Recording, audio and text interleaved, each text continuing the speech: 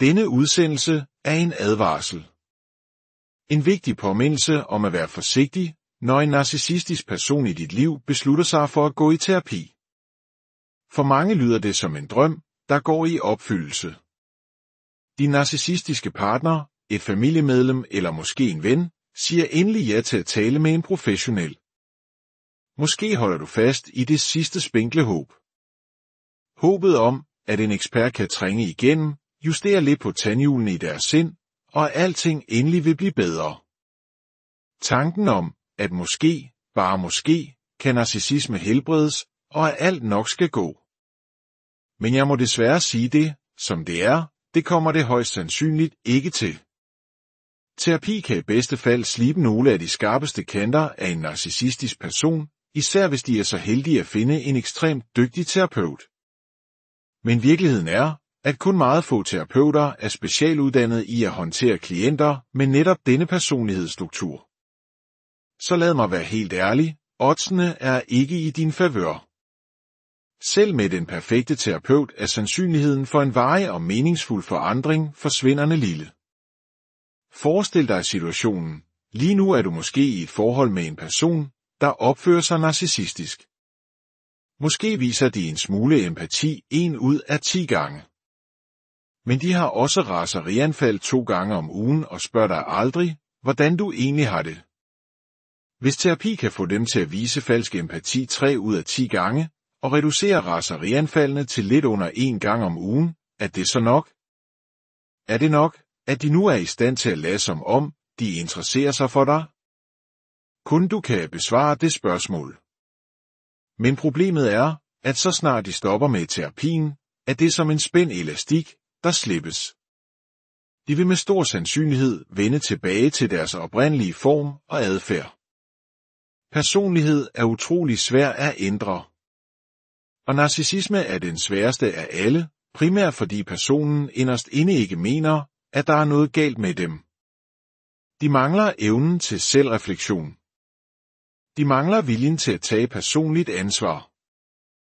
Udfordringen for terapeuten er, at når de forsøger at nå ind til den kerne af skam og usikkerhed, som driver narcissisten, så udløser det blot endnu mere skam. Og hvad sker der så? De bliver vrede på terapeuten og dropper ud. Det er en hårfin balance. Men der er en endnu større risiko, som du skal være opmærksom på. For i nogle tilfælde kan det faktisk være farligere for dig, hvis de går i terapi, især hvis de kun deltager i få sessioner. Og statistikken taler sit tydelige sprog. Mennesker med narcissistiske træk har næsten 60% større sandsynlighed for at droppe ud af terapi. Så lad os se på, hvad der reelt sker, når en narcissist går i terapi. Her er de advarselstegn, du skal holde øje med. For det første begynder de at bruge sætningen, min terapeut siger. Og jeg kan næsten garantere, at terapeuten i mange tilfælde slet ikke har sagt det, de påstår. De vil sige ting som, min terapeut siger, at du ikke har været en nærværende partner. Eller, min terapeut siger, at du ikke vil have sex med mig nok. Måske endda, min terapeut siger, at du minder mig om min kolde mor, og det er derfor, jeg bliver så vred på dig hele tiden. Og den værste, min terapeut siger, at vrede er min måde at udtrykke kærlighed på. Tro mig, jeg har hørt det hele. Min terapeut siger, bliver deres nye, sofistikerede form for gaslighting. For hvis du tror på dem, og det gør du måske i starten, tænker du, jamen, terapeuten er jo eksperten. Hvis de siger det, må det være rigtigt. Og da du sandsynligvis allerede er et sted, hvor du bebrejder dig selv for alt, kan du let komme til at tro, at terapeuten har regnet ud, hvad du hele tiden har frygtet, at det er dig, der er problemet. De tager simpelthen den sårende ting, de alligevel ville sige til dig, og sætter, min terapeut siger, foran for at give det autoritet. For det andet kan de udvikle en ny persona. De begynder at opføre sig som en slags oplyst, New Age guru, der taler med en blød, overbærende stemme. De forvandler sig til en, der tror, de besidder en overlegen form for empati. Du står måske midt i aftensmadkaos. Maden er ved at brænde på, et barn græder, og du beder dem om at tage skraldespandene indisk. Men i stedet for at gøre det, ser de på dig med deres nye, terapeutiske blik og siger, lad os tale om de stærke følelser, du har omkring de skraldespande. Fortæl mig om din frustration. Du står tilbage og tænker, mener du det seriøst? De bruger nu deres nye terapisprog som et våben til at undgå ansvar og behandle dig som deres patient. Det har en selvretfærdig, arrogant undertone, som om de nu vil bedre end dig, selvom det er dig, der har taget slæbet i årevis. For det tredje kan det blive til en terapikonkurrence. Den narcissistiske person kan gøre det til en konkurrence om, hvem der har den bedste terapeut, eller hvem der er bedst til mental sundhed. De vil måske prale af deres terapeuts uddannelse fra et fint universitet, eller sige ting som, min terapeut har praksis i den der nye, flotte bygning i centrum. De kan endda sige direkte til dig, du har jo gået i terapi i årevis, og det er tydeligt, at du ikke er blevet bedre. Men jeg kan allerede se, hvor store fremskridt jeg gør. De overbeviser sig selv om, at de er bedre til at være mentalt sund end dig, selvom det er deres adfærd, der er årsagen til dine problemer. For det fjerde kommer de hjem med alle svarene til dine problemer. Det lyder sådan her, nu hvor jeg går i terapi, kan jeg se, hvad dine problemer i virkeligheden er. Og så begynder de at smide om sig med psykologiske termer. De diagnosticerer dig med et anstrengt forhold til din mor, kalder dig medafhængig, eller i en utrolig ironisk vending beskylder dig for at mangle empati. Det er udmattende og kvalmende at høre dem analysere dig, i lyset af deres egen opførsel.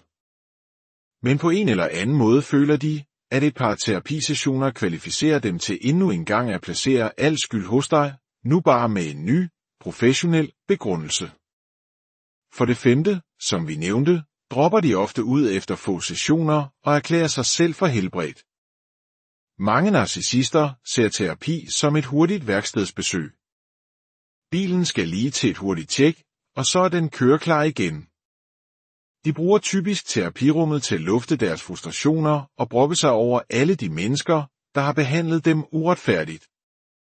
De går ikke i terapi, fordi de vågner en morgen og tænker, hold da op, jeg har været uempatisk og egoistisk, og det er synd for andre.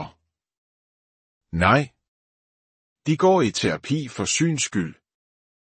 Måske fordi de er blevet stillet et ultimatum, har problemer på arbejdet, eller fordi de ikke kan lide den måde, andre ser på dem. Efter et par sessioner føler de, at de er kvit og frit. Men de vil holde de 2 sessioner, de deltog i, over hovedet på dig i måneder, måske endda år. Du bad mig om at gå i terapi, og det gjorde jeg. Så kom ikke og sig, at jeg ikke lytter til dig. Og endelig, for det sjette, bruger de terapien til at styrke deres offerfortælling. Det hænger tæt sammen med, min terapeut siger, taktikken. Man skal huske, at terapi bygger på skidt ind, skidt ud princippet. Resultatet afhænger fuldstændig af, hvad klienten fortæller terapeuten. De fleste mennesker fortæller sandheden i terapi, for ellers er det spild af tid og penge. Men narcissistiske personer er, på et næsten virkelighedsfjernt niveau, overbeviste om, at de er ofre.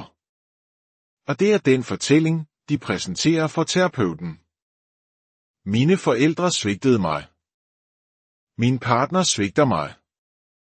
Mine børn er utaknemmelige. Jeg får ikke den anerkendelse, jeg fortjener på mit arbejde. En dygtig terapeut vil med tiden gennemskue dette mønster, men det kan tage uger eller måneder. Indtil da har den narcissistiske person et betalende publikum til deres klagesang. Her er en vigtig skelnen, når overleverer af narcissistisk misbrug kommer i terapi, er deres udgangspunkt næsten altid, hvad gør jeg galt? Hvordan kan jeg gøre det anderledes? Du bebrejder dig selv, føler skyld og bliver forvirret.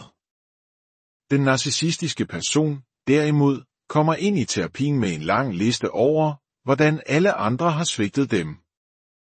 Du kommer måske til at fortryde det øjeblik, hvor du håbede, at terapi var løsningen.